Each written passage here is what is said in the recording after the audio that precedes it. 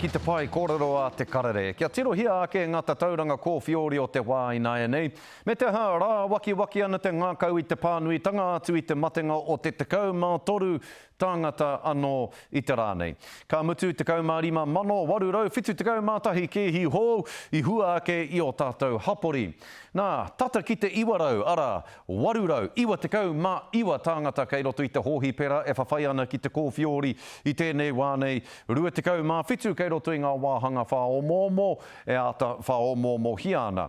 Nā, ki ngā tauranga o te wā mo te kanoāraitanga o te iwi Māori, 22 me ki 22 ōrau kua whai i te pūwerotanga tuatahi. Kārea no, kia eke ki te rahi o me ki te rahi o tātou, kua whai i te pūwerotanga tuarua ki te 20 ōrau, ara 88 ōrau tonu o ngai tātou kua whai i te pūwerotanga tuarua.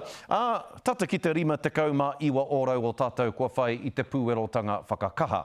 Nā, hei tā te manatū hauora ia tangata ka haere ki te hōhipera, he whakamaharatanga ki a tātou katoa, he mea nui te kanoārai, hei tāwharau, hei whakaruruhau i a tātou.